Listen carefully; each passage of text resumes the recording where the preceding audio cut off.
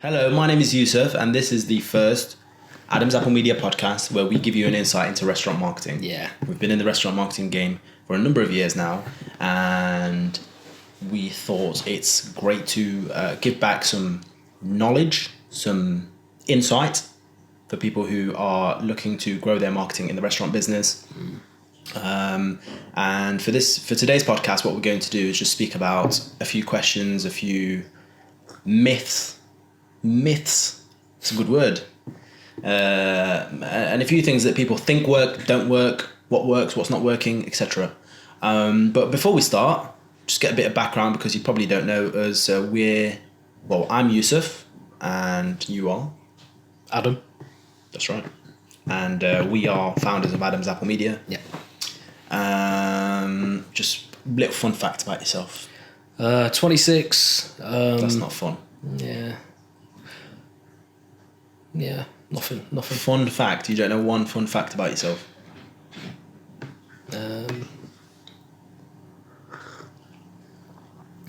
Nothing. What about you? Got anything good? Fun fact, I'm born in Sweden. It's not fun though, is it? That is a fun fact. Debatable. Okay. Anyway, I think the first question is, when was this founded? When did you start Adam's Apple Media? Because you were the founding forefather yourself. Okay, so it probably stemmed from when we used to do YouTube a few years ago. And because we had a camera, people would ask us, oh, you got a camera, are you able to take pictures here? Are you able to record this thing here? Are you able to, basically odd jobs with the camera? So we started doing odd jobs. It was more me than you. Like, we did a few, but I think more were on my side. Then I thought, why didn't I just do this professionally? Saw a few people do it, so I thought, why not? I was inspired by a few people. And then from then, I just saw an opportunity. I just saw a market in it, and I thought, well, I could just do this for restaurants. So I started doing promos, and then it wasn't just restaurants. I mean, we have our side businesses, so we were doing videos for them as well. And that's So that's where it started, and then that's when you came on. yes, and obviously you love the restaurant business because you're so into food. I think we'll get into that a bit later. Well, I think this is part of the story, so you might as well say it now. I mean, with media, you can literally get into anywhere, realistically. All businesses need some sort of media, some sort of marketing. And it's, for us, it's all, when we first started, I guess, when you first started, and obviously I was still looking at what you were doing, etc. It was just a case of doing anything for anything. In terms of any market, anything, as long as it's media related. We have done, but I personally have done anything and everything. Yeah. And I think the important thing was for us to niche down and find a market that we really enjoyed working in. Yeah. And that ended up being the restaurant market. It just happened that we had a lot of content around that anyway to begin with, because we used to work with restaurants. People would see the video and they'd be so flabbergasted by its quality that the next person would be like, oh, I want one for my restaurant. So that's kind of how it started.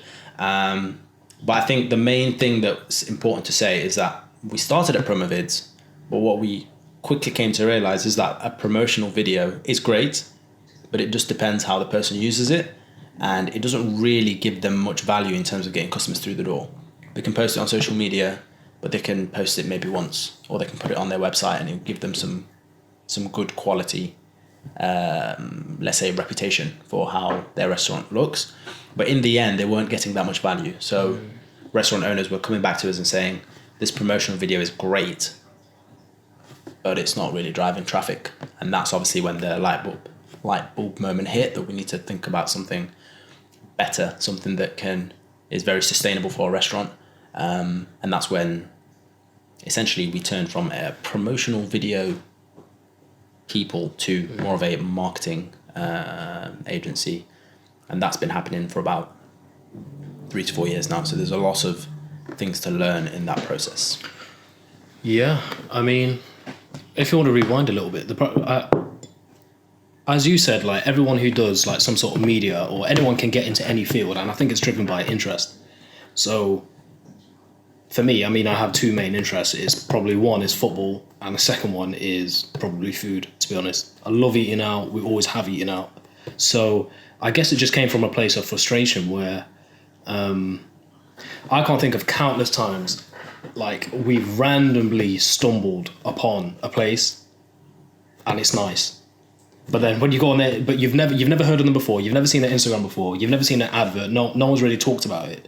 So it's kind of, I think it's just born from a place of frustration. Yeah. So when you see a place that's like you literally like, it's like you've discovered a flipping gold mine and you're like, oh, this is incredible food. How has no one heard about this place? And why has it taken me like 5 years? I've lived in the city. I've never heard of it. So I think it just comes from that.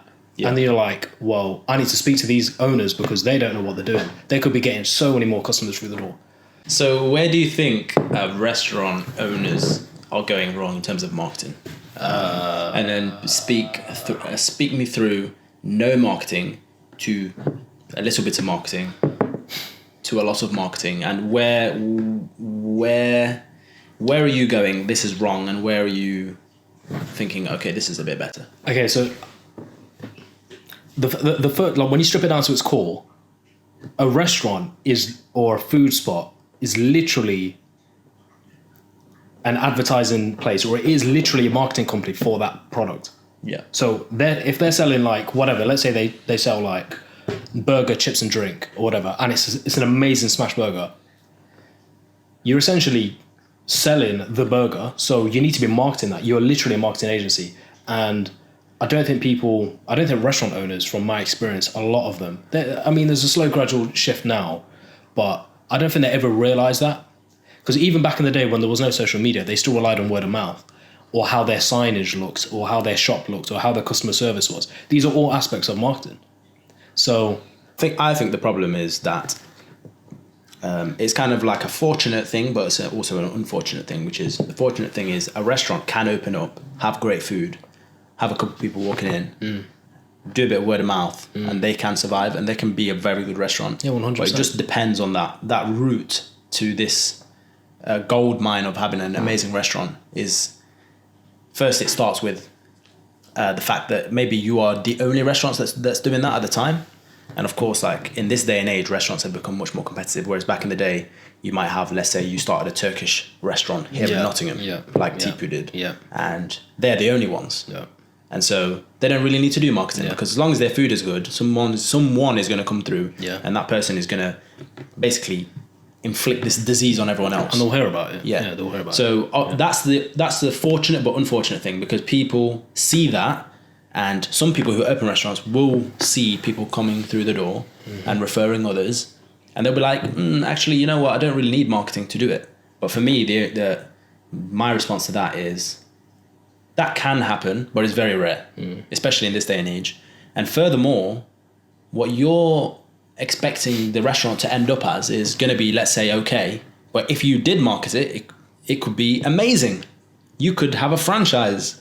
5 or 6 franchises, different locations, if you actually did the marketing, because you already have that core good thing. You've got good food, you've got people who will refer it, but that can die down like this. It's not something that's completely sustainable. I think the thing is, with opening a new place now, everyone is so desensitized to new places that you would literally look at a new place, brand spanking new place, and it could be amazing decor, and you go, ugh, I'm not trying that. Literally, like, people are like that now. I've walked through town countless times, city centre, and there's new shops, and I just don't even bother. Like, I don't know what I'm looking for now. Yeah. So that it's so diluted that I think social media and marketing is necessary, because having a fancy shop is no longer good enough.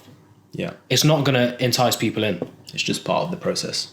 And I think that what you're saying is very relevant, which is, you now no longer go to a place, see a brand new place, and are basically kind of forced to try it. And I think the reason for that is because maybe if you roll back 20 years, that is your only form of discovering places. Yeah. But now you have a different form of discovering places.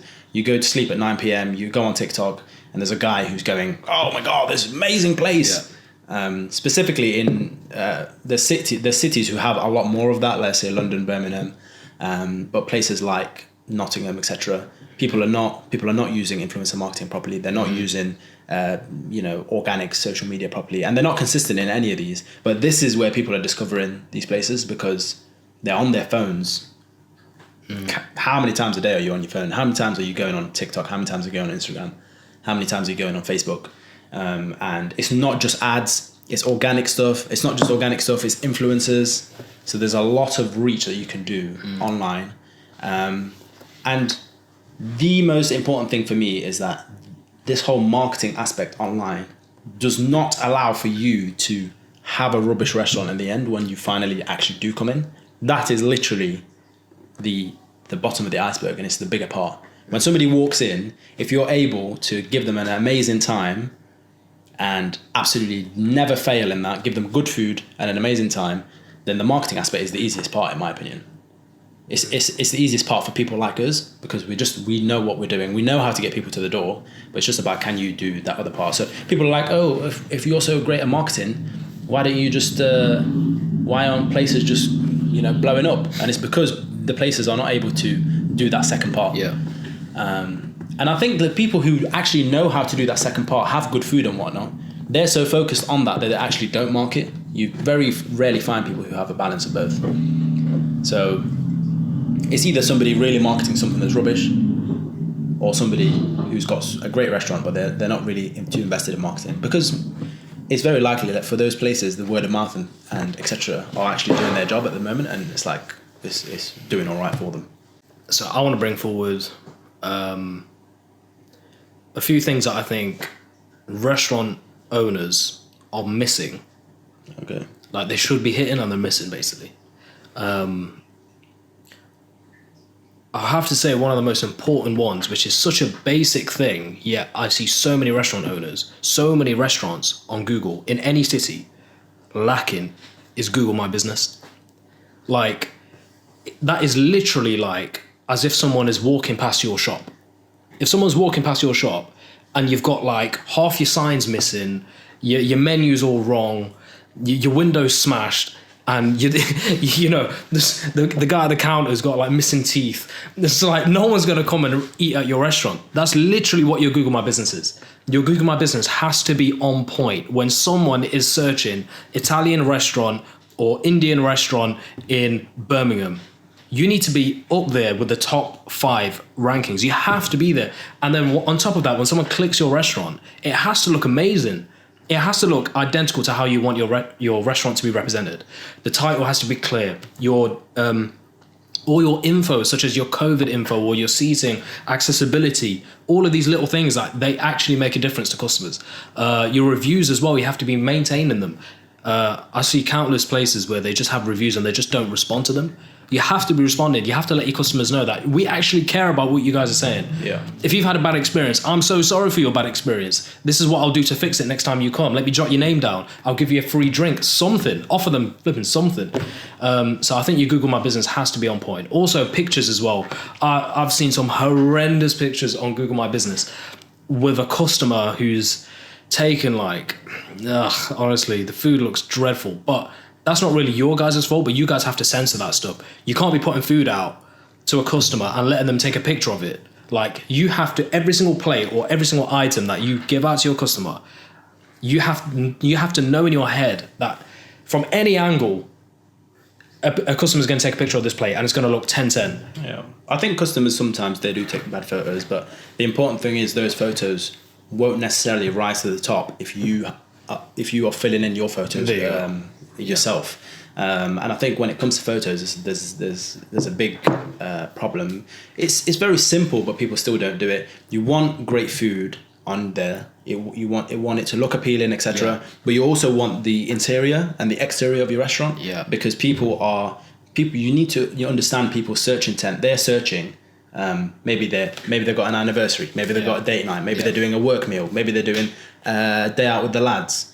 It could be anything, and they want to know what your restaurant looks like. The beauty of people searching for restaurants is that, I don't know about you, but if I'm searching for a restaurant, even if I'm in a foreign place, let's say I'm in London and I'm looking through, I will actually give a couple restaurants a chance. Yeah. So I'm not flicking through one and going, going straight to there. 100%. I'm analysing a few of them, And when you actually look back, it's based on the fact that it's either maybe a reviews or it's based on the pictures I'm seeing. If I'm seeing some amazing pictures and then the other place has got, even if it's got 1,000 reviews, let's say the good place has 1,000 reviews, but the pictures look horrendous. And then I've got a place that's got about 400 reviews, but the pictures look insane. I'm taking the 400. Yeah, of course I'm going there.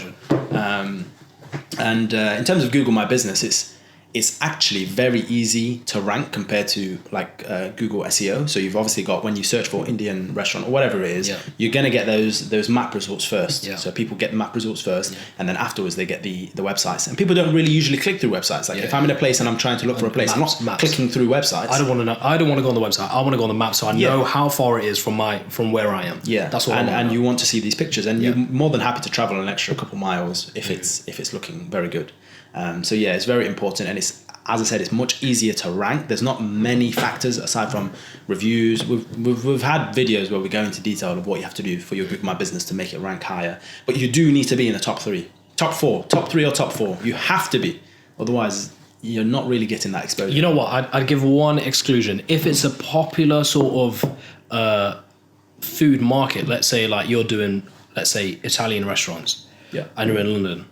And you're in London or you're in a major city, there's going to be a lot of Italian restaurants. Like, it's a popular thing. Yeah. I think if you're operating in a popular market, then you don't have to be top 5 because people are willing to scroll a bit. Yeah. If it's a niche, if you're doing like, I don't know, like Nepalese food, or you're doing African food, like West African food, there's only going to be 1 or 2 in a major city, let's be honest. Yeah. In let's say a Nottingham or a Leicester or Birmingham. Yeah. There's only been 1 or 2 or 3. So you have to be ranked in the top 3. Yeah.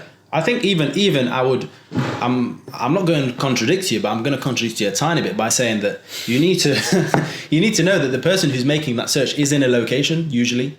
So what do you mean? Let's say this person is in central London. Yeah. You don't have to fight for the position of top 3 if you're in West London. There's no need, because he's not going to travel over to you. So I'm saying if you're an Italian restaurant, you're only competing with, let's say, people within that 5-mile radius of that search, let's say.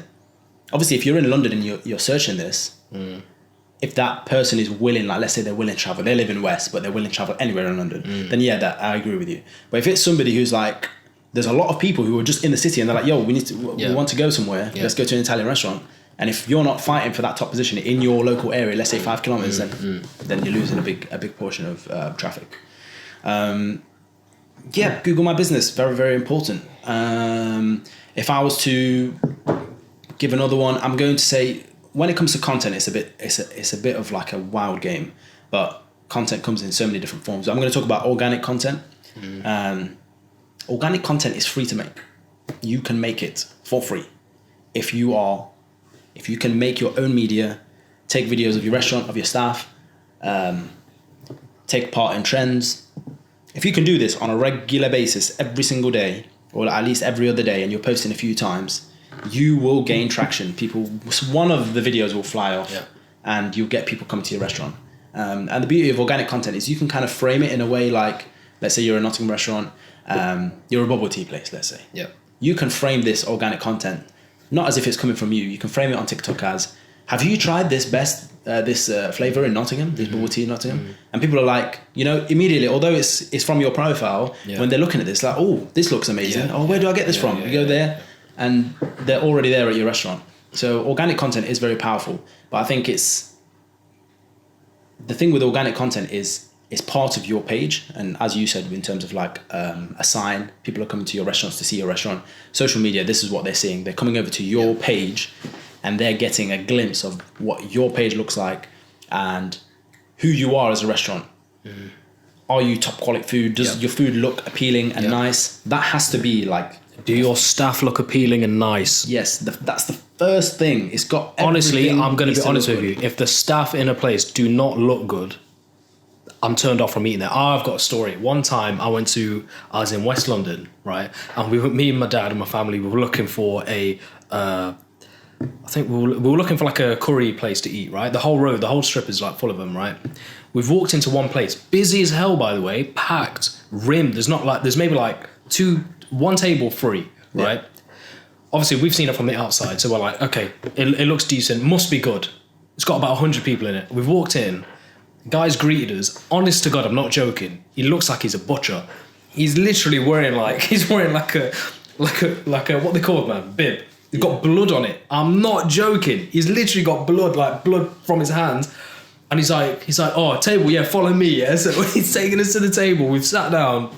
He's then bringing us menu, and the menu's got dirt on it, and his fingers have got like blood and dirt. I'm thinking, yo, what is going on here, man? I've literally looked at my dad, and we've gone, nah. We've just walked out. We've had to walk out. Yeah. I physically do not know how that's possible. I don't know how those people in that restaurant were eating there.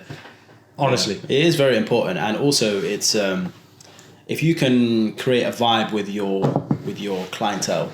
A good example, we're going to give him a shout out, is Surridge from the Calcutta Club. He's a very nice guy, and just the way he greets you and like how he treats you, it's almost like he's your friend. So when you're going out to the restaurant to eat, it's not like you're going to a restaurant to pay food. You're just going to your friend's house essentially.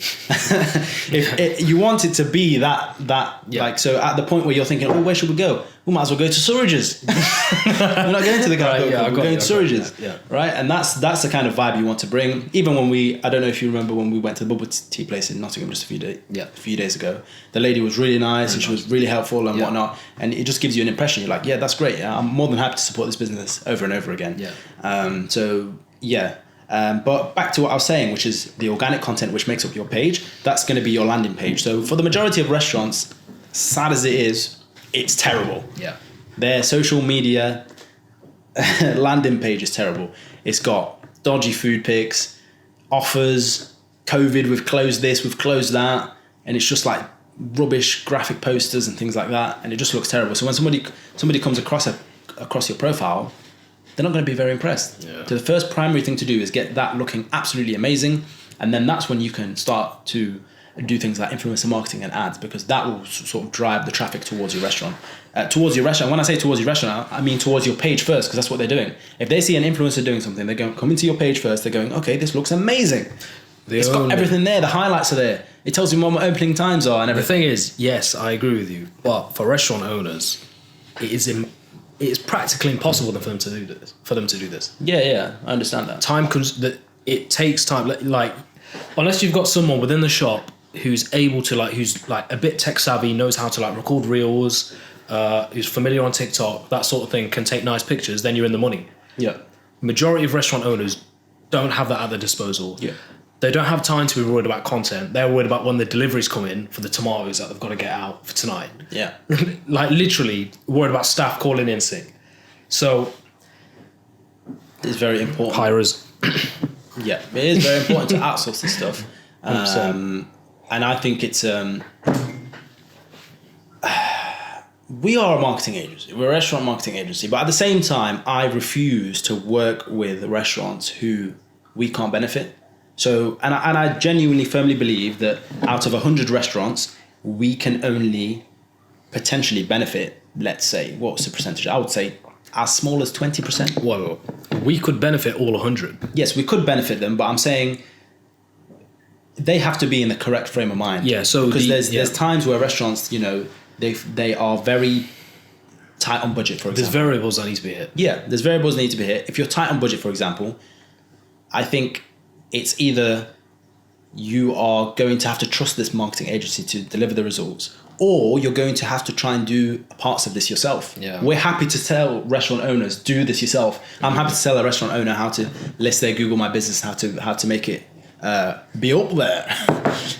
I'm happy to do that because I think that will benefit them. And in the end, once they get to that stage where they are happy with the cash flow and whatnot, then they are able to outsource this, and that's when you can scale and boom. Yeah. But you can't be thinking that this stuff happens overnight, and you can't be restricting, you're seeing, because at the end of the day, it might take a month for your content, for the content creation to happen so that your page looks good. That's when you can start running ads. That's when you can start running influencer marketing campaigns. And people need to see this stuff often. Mm. I can't show you one brand and say, this hoodie, it's from paper.com. And you're going to be like, okay, yeah, I'm down to buy it. You're not. You want to see that on a couple people. Your favorite footballer might wear it, and you still might be inclined to go, maybe not. Mm. But eventually, once all these factors are being hit, you do a little search on Google, comfy hoodie. You find it's from paper.com. Mm. Wow, everything's ticking my boxes. I'm inclined to buy. The thing is with food is it's a lot quicker than that, because we're down to try food regardless. It's not such a high ticket item like, let's say, buying a hoodie for £60. Food is a different case. So it's a lot easier to get people through Depends the door. on the restaurant. Depends on the restaurant. What do you mean by that? So for instance, like you might want to take your girl out for a nice meal and you want to try this place. Yeah, If you're taking a girl out, it's minimum £50. that's right. So it is kind of a high ticket. I would say. So if it's an L after spending that £50, then yeah. Fair enough. good. But I'm saying in terms of dining, like a lot of I know what you restaurants, mean. Majority, yeah. You're not spending more than even a nice place, £20, £25. Agreed. So But yeah, I think it's important to understand that, as you said, all the variables have to be hit. Like the basics have to be there. You can't like open up a hotel and let guys come stay at our hotel, got a nice sea view. They walk in the room, there's like no wall. It's just like, or the bed sheets aren't there. Or, Yeah. Do you understand what I'm saying? Like the basics have to be there. The basic principles have to be there. There's no water in the sink. yeah. So same thing with the restaurant. Everything has to be ready in order to, hey guys, come into our restaurant, and then they can guarantee a good experience. Okay. Otherwise, people will be coming in and they'll be flushing straight out. Yeah, it's about retaining your customers. Let's talk about customer retention and how important that is. I want to start by saying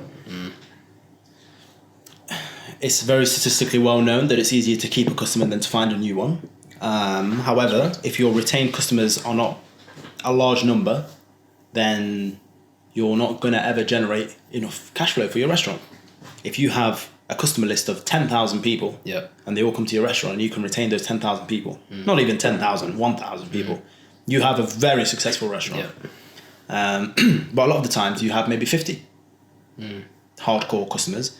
And I personally think, like genuinely, if I was to completely break down marketing, all it is getting people to join your club, this restaurant club of yours, to become those people who will come once a month. That's all you need. You need about 500 people to come once a month and you've got a wildly successful business. And it's about how do you do that? Well, you start by inviting them in. You invite them in through ads, you invite them in through influencer marketing and all of these organic ways of getting these people in. But once they're in, you need to keep them. And that's based on how you treat them, how good your food is, and everything in between that. So it is simply that. You just have to try and get more customers to join this club of yours, and market. And once you have these customers, you have their emails, you have their phone numbers, you can market to them regularly. So you're saying, let's say 500 customers a month, right? So you get 500 customers. How much are they spending? They could be spending, let's say, £15. £15. Yeah. But let's just calculate straight profit. So let's take off £5. Let's take off £5. Let's say they're ordering burger, chips, drink. Yeah. £15. A bit steep, isn't it? Actually, it's not. No, that's not steep at all. Cool. If anything, majority of customers are buying for more than one person. Let's just say one person. Okay, one person. Yeah, £15. Yeah. So we take off £5. So they're making £10 profit. Yeah. Let's make it £8 profit. Let's just say rent's through the roof. There's a leak in the ceiling. Whatever. Yeah. 500 customers. Let's say you make £8 profit. You've made yourself 4K. Okay, this is literally this is with retaining. 500 customers a month, and if you break 500 customers down, that's about 15 a day, that's very low. 15 customers are not coming through your door. You're getting way more than that if you're a wildly successful business. But I'm saying those 500 are the ones that are there every month. Yeah, but that's what I'm saying. Just £4,000 that you're making per month. Let's say if you make an £8 profit on one customer. Yeah. That's pretty much no work. They're already through the door. Yeah. So you just have to give them good food and a good experience, a nice high five as they go. That's it. Yeah. And that is just once a month. And that's once a month. Yeah. So if you times that by 12. I think that figure is at the lowest possible. Exactly. Because people don't eat. No, that's worst case scenario. Yeah, I know. I know people that eat at the same place 2 to 3 times a week. Yeah. This is one time a month. Yeah, and it's on a ticket item of £15. So the numbers are incredible. So I think once you get your retained customers in and work on creating a funnel that brings in new customers every day, that is automated. It will be automated because you're running ads, you're running influencer marketing campaigns, and it's just on a monthly basis. These guys are coming in, then it's just your job now as a restaurant to keep them and make sure that they are returning customers for life. Right. There's so many restaurants that do this, by the way. Successful restaurants that we work with, they have the same people coming in. They're making the same reservation. I'm seeing the same names. They're reserving every whatever it is. Oh, Friday night, I'm going out with my husband or whatever it is, and they're coming there and it's like clockwork. You don't even have to try it. But these brands are the ones that have decided to, invest in marketing so that it basically fills the gaps in. Because at the end of the day, some people will always fall off from restaurants. They might find another place. They might just not enjoy the cuisine anymore. They might have some financial trouble, so they're like, can't go out as much anymore. Yeah. And it's important for you to fill in the next people that are ready to do that. And I think also for majority of cities, you've got like a student market as well. Student market, they come in at a certain time, and students, we were students just a few years ago, and students are, even though they're poor, they're rich because they are just constantly spending money on food. That is the one thing that they will happily spend money on. They might not spend money on anything else, but they'll happily spend money on food. And the thing is, they're returning, because the problem with students is they wake up in the morning and they go, I've got no food. I was just about to say that, because what I've noticed about students, and me also being a student previously, is that as a student, you basically, you don't really meal plan like that. Yeah. Like you kind of do maybe once at the start of each semester for 1 week, but that's it. So as you said, you literally wake up every day and you go, what do I eat today? What do I have for lunch, or what do I have for dinner? Meal deal at lunch, maybe. Dinner, gonna grab some food somewhere. Yeah. So, yeah. They're returning customers. Customers. The thing is with students is a lot of them, they live in and around a place, and they're not really willing to travel. They're not going to be going everywhere and anywhere. Yeah. They're within a certain parameter of space, and once one student is raving about a place, they're going to tell all their friends. Yeah. Everyone's coming there. That's it. And that's another retaining customer. Yeah. What do customers actually care about? Because I feel like restaurant owners, they focus on the wrong things. Yeah. I would say as a customer, are we talking pre or once I've arrived?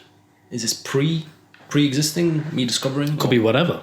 For example, like as a customer personally, I want to see a restaurant that looks good. Yeah. I'm very like biased on if I see something that looks blurry, if the pictures are looking soggy. Is that you with the media hat on? No, it's not. I don't think it is. I think because there's people that don't care, and there's people that don't notice, by the way. I actually think because we're so into media, and we strive when we see a picture for the perfection and the imperfections in that picture. I don't agree, because our friend Safi the other day saw that new place opening and he said, oh, the burger looks nice. So it's something that's standing out. No, I'm not saying it has to look horrible. You said a bit blurry image. Oh, not blurry, but I'm saying yes, blurry. Yeah, for me it's a big thing.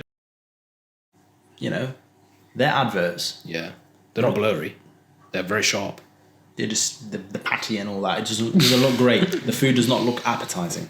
I don't like it when the food is not natural. For example, if you're a curry place, you've got the curry bowl and it's cut out and it's on a red background. Oh yeah. This stuff does not look appealing. I want to see the food for what it naturally is.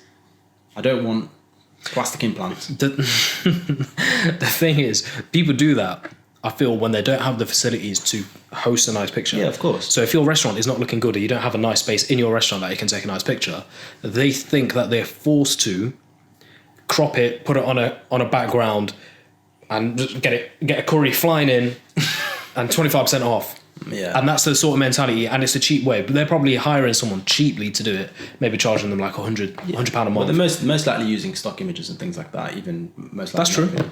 And you can tell that, you can see through that. So at the end of the day, if I see that place, yes, I could try it and I could be lucky and they could make a great curry. But the reality is, I'm not going to be impressed. Really. I'm not going to try it. I'm not going to try it personally. I wouldn't try it anyway, because I know that there's other places that are not doing what you're doing, and they're actually showing me pictures of the food. Yeah. So why would I give you a chance when there's the next person? And they're even showing the process of how they made the food.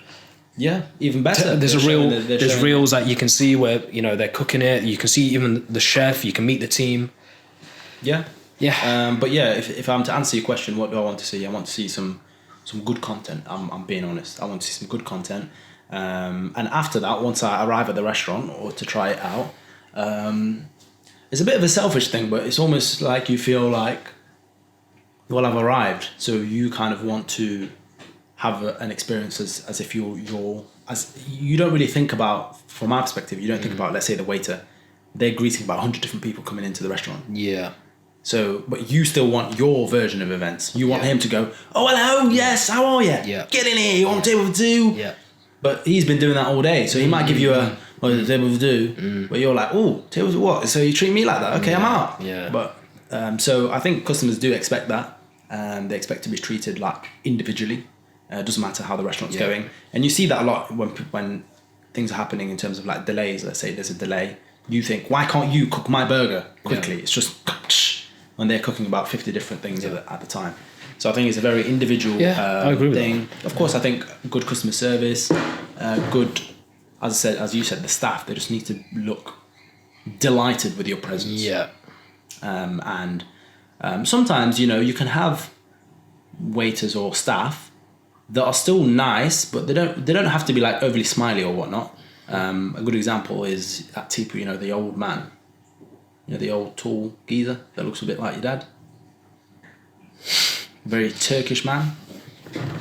Old tall geezer. Anyway, he doesn't smile or anything, but he's very nice. Just sit down, would you like, you skinned it. And he's writing it down. He's very professional. He's dressed smart as well. That's another thing. He's dressed smart. Yeah. And he just looks great. And I don't think you need that smiley person at all times. It's not very necessary, but you want to be respected at the bare minimum. It depends on the restaurant. It depends on the cuisine. Yes, of course. But 100%, the staff is a major one. If they're not clued up on how to make a customer feel welcomed, ruins the taste of the food. It does. It does ruin the taste of the food. And I think also, this one's a bit of a... I don't know if this is a bit... might get cancelled for this, but I think even how the staff are dressed and whatnot. For example, there's a lot of brands that have like T-shirts and the person's wearing a T-shirt, doesn't really fit them. They're cooking a burger and you can see a bit of bum crack. Yeah. You don't want to be seeing these things. You don't want to see in a restaurant. Did not want to see bum crack in a restaurant. You don't want the person wearing a T-shirt anyway, because T-shirts sometimes can look good. Depends on the T-shirt. Yeah, but the person, is it well ironed? Is it lint? Yes, has it got lint on it? Has it got lint on it? Fluff, there's hair on it. Yeah. It doesn't look great, and it's an easy solution to this is to have like proper uniform, or to have something that would cover for you, like an apron or whatever it is, or you get them to dress smart. But it is super important how the people are presented, and even the people, like how they look. Like, sometimes you see a chef behind the counter, it might be an open plan kitchen. Yeah. You want them to look like they know what they're doing. Yeah. You don't want to have like just a randomer with a cap on and it's just messing around. So I think a lot of that does come into play. And I think sometimes if you are that restaurant that that in the back end, you've got a couple of young people who kind of don't look like they know what they're doing, you can just hide that element out. And not include it. Even if in your content you could just have arms and whatnot playing. I don't want, as a customer, I don't want to walk into a place and think I could do a better job than that guy who's making my food. Yeah. Because I could just do that at home. I could just make that at home, whatever he's making. Why would I come to a restaurant and the guy doesn't have a clue what he's doing, or doesn't seem like he cares? Or I agree with you. What do I feel customers actually focus on? I think price is also a factor. Yeah, price, but you kind of know. You kind of make that decision before you go. You want a good deal, though. You want a good deal. But you make that decision before you go to a place, really. Unless you're on holiday and you're just walking through like a town and you're like, I need somewhere to eat. You can't force them somewhere. You ask the question of what do customers really want. They want a great deal. I think they do want a great deal. Even if you are going into a restaurant, sometimes this is like a menu thing. Yeah. You can offer things, and we know in the restaurant game that certain things don't cost that much. Yeah. And you can add that in, and it just suddenly makes the deal look much better. I've got a perfect example. Like in a lot of Turkish restaurants, or even like street Indian or street Pakistani sort of restaurants, you'd have, obviously, you get like platters. Yeah. Platters are probably the best way to build an illusion to a customer that they're getting a whopping deal. Yeah. They're getting an entire platter for $4. And it's literally the exact same thing that they'd get individually at no extra cost to the customer. Just because you call it a platter for $4, somehow we all go, plat for $4? Yeah, plat for $4. Everyone goes, yeah, $4, yeah, $4. $4, $5, $4. Yeah? Yeah, I think another good thing to do is, the little free starters at the beginning. Yeah. You suddenly feel like you're getting a cracking deal. Yeah. that you're getting just an extra piece of food. You're literally getting a whatever. Yeah, a little and morsel. We know that might cost 10p to the literally to the restaurant owners. But it matters to the customer. So yeah, I agree with that. That's another great point. You do a good deal. And not many places do that stuff, you know. Not a lot of places. Not a lot of places at all. And they should do, because I think it makes a massive difference. Yeah, absolutely. I think even sometimes you can add something on to something that somebody has already purchased. So they could have already purchased a drink and you could just upgrade them to a large. It's not really going to make a big difference. Maybe they won't even... They want a Coke? Yeah. Cut a lemon, pop a lemon in it. Yeah. Just do it. Little differences. Just pop a lemon in it. Honestly, it makes the world of difference. You see people, you see their eyes. You give it them, you'll see their eyes. They'll go, ooh, lemon. Premium lemon. Coke, this is. There you go. Yeah. The best Coke. So I think a lot of, from a restaurant perspective, I think you can play a lot of mind games as such to help your customer feel more welcome and feel like they're getting a great deal at no extra expense to yourself. And I think that's what makes the difference between specifically restaurants who are competing in the same niche. If you've got a couple burger places and you know every time you get a burger meal at this place, you get some onion rings. Yeah. Whereas the other place, you're not. Yeah. We just finished football session. Oh, I'm hungry. Where do you want to go? We'll go burgers. All right, let's go to that place, get free onion rings. Off you go. As long as your food is great, they'll come. And it's not really costing you anything. We know how much an onion costs and how many onion rings you can get out of that. Again, 10p. You're looking at 10p. I don't know the actual margins, but I'm assuming it's 10p. It's true though. I'd say another thing, something that customers actually don't look for, because I was one of them, and it's only until I got into the restaurant market that I realised is the actual cost of these ingredients. Like, they're not that high, but as a customer, you don't really think about that. Yeah. If I'm getting free onion rings as a customer, I'm thinking, wow, free onion rings. Whereas as users said, it's literally maybe 10 to 20p. Yeah. But as a customer, I'm not thinking that. I'm just adding more. I'm just seeing more value added to my meal. Yeah. And I'm thinking, I'm definitely returning here. Yeah. And I think also it's very important how you word this stuff, because for a lot of places you don't want to become that offer place where it's just offers. Yeah. And people are not going to come unless there's an offer. So a good way to sort of package that differently is you can say, oh, the onion rings are on the house. You don't even have to say free onion rings. The onion rings are on the house, or complimentary of chef. Give a name. Complimentary of Chef Adam, you get free onion rings. So they're like, oh, it's Chef Adam that's giving us these onion rings. I'm not really getting, of course they're still getting the free thing, but as you know, some restaurants, they're more of a fine dining experience. So you don't really want to be running too many offers because you kind of dilute that situation, and people will only come and dine in with you if the offer is valid. So it's very important to know how to balance offers.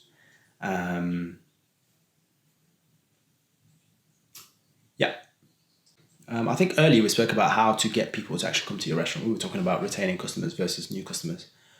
Let's focus on this new customer thing as the last point of action. How do you get new customers through the door? You've said before there's discovery through, let's say, GMB, Google SEO, things like that. What other ways are there to get people to discover your restaurant? TikTok. Reels. What is that falling under as a bracket? Social media. Okay. Is this like just organically posting? Is that what you're saying? It can be, or you could use influencers. Okay. Which is one of the main ones. Yeah. I feel like a lot of restaurants don't invest enough time, or they don't invest enough thought into it. You've got to get the right type. You've got to know what your restaurant is. Be honest. How have I set up this restaurant? What's the aesthetic? Sort of food do I serve? And what sort of customer do I want to attract? And then from that, you get the influencer. So, the thing is, a lot of restaurants, they don't have a database of restaurants. We do, but... A database of influencers. Sorry. Yeah. Database of influencers. They really don't have that. They don't have that at their disposal. They might get a random DM from an influencer. They might see someone they like and go, oh, let me just grab them in. But is it actually going to convert? What's their customer? What's their followers like? Are they the sort of customers that we want through the door? Is that going to translate? So I think there's a lot of thought that needs to go into influencer marketing that restaurant owners don't do, that they should be doing. Yeah. But I don't expect them to because it's time consuming. Yeah. And they don't have that at their disposal. But I think if you get the right sort of personality in, that's going to resonate with your brand, enjoy the food because it's part of their lifestyle. Let's say you're a healthy cafe and you get someone who's, really into like wellness and health and fitness, yoga. They'll happily come, and that their followers are guaranteed to be invested into what they're eating at your restaurant. Yeah. So it's all got to be seamless. It's all got to translate. Yeah. And I just feel like restaurant owners aren't doing that. Yeah. I think another factor that happens is that if you do have influencers coming to the restaurant, usually restaurant owners will just have like an influencer coming here and there and whatnot. And they don't really invest in what we call events. So what we do for restaurants usually is we have influencers come all in one go. So let's say you have 10 influencers and they're all coming. And it's also what you're getting them to try. Yeah. You have to get them to try something that's new and innovative and get people's curiosity involved. Oh, I wonder what that is. So for example, again, I'll give you a good example is when we've worked with bubble tea places. Yeah. What we've said is we've got the bubble tea place to invent a new drink. That new drink is now it's a brand new drink, and the idea is you get the 10 influencers in on a little red carpet event, and they're coming in to try this brand new drink. Oh, I'm trying this thing at this bubble tea place. Let me give you a review. They're giving their honest review. They're live like that. You obviously can get content for yourself as well from the event. And when I say event, this is not something crazy. You're just getting them all in a 2 to 3 hour window. The only thing you need to definitely make sure is that the owner is there and they're very positive and engaging with the influencers, because you want these guys to be coming there full time. And then the collateral effect of that is that from a consumer perspective, you're going on Instagram and you're going, oh, this person, influencer who I follow, is trying out this thing in bubble tea. Then you go into TikTok and you're like, oh, someone else is trying it. Goodness me, I must try it myself. And as humans, we love a bit of curiosity. So this could be, a brand new drink, a chef special, a new dish on the menu. They're going to try it out. At the end of the day, once that customer is pulled in, they know your restaurant. Even if they try that drink, let's say, if they like it, they enjoy the experience, when they come next time, they're going to just order one of your normal drinks. But it's very important as a restaurant to have these new things coming, because sometimes people are just bored.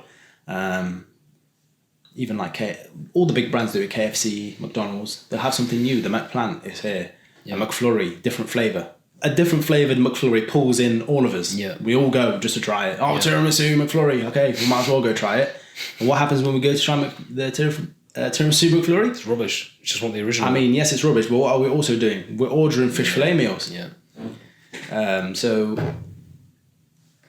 the shortcut is look at what the big brands are doing sometimes, and this is something that they do. They don't even have to do it on influencers because they're too big, but in terms of you as a small restaurant, local influencers, you can find them. We've got a tutorial about how to find influencers, how to match them with your restaurant, and then invite them to these events. Or if you don't think you can handle that, you can just bring them in one by one. Obviously, some influencers, they require you to pay. Some influencers is a free meal. And we all know as restaurant owners, I'm not a restaurant owner, but we know that a free meal is nothing. It costs nothing. You're almost paying little to no money for that person to come in. And all they need to do realistically is pull in one customer and you've made your money back. So for restaurants not to be doing influencer marketing, at least micro free influencer marketing, is mind flabbergasting to me. I'd say one more point on that. I think it should be regular. Yes. I see a lot of places that will get maybe they open and they will get influencers in for when they open, but then you won't see another influencer there. On their page at all. And they'll just keep recycling the same post from months ago. I think reason, you've said it before, the reason why is because it's time consuming. You don't know, first of all, they don't even know who the influencers are. It's very easy to find that, that person who's really, really putting in the hashtag work. Hashtag Birmingham. You might find those guys, but you're not going to find the people who actually have a good platform to the point where they don't even need to put no hashtags. They're just putting up. And that is for agencies like us to do that work. Find these people and then get them in on a monthly basis for them to be coming into your restaurant and trying these things out. But yeah, it's very important to do it regularly. And we always recommend you have an ambassador program. And you always work with micro influencers because they are people who are willing to do this stuff. At the end of the day, if you ask me or you or anybody, if you have I have 2,000 followers personally. If any restaurant asks me to come and eat for free, I'm doing it every day. If they literally ask me every day, I'll come in every day and I put it on my story, no problem. But I know the people who I'm going to be attracting. Yeah. There's at least in Nottingham, at least 300 to 400 people that will happily take my recommendation. And sometimes you don't even have to be a micro influencer. You can just be a normal person, but you've got 500-600 followers. That will also work. But obviously influencers work a lot better, because the other thing that you need to pay attention to is the content they create. Once you get an influencer in, you can use their content, and you can't just use their content for your page. You can use it for an ad. So, for example, somebody comes in and they film the whole experience. Oh, I'm going to try out this bubble tea place. Go to the bubble tea. Yeah.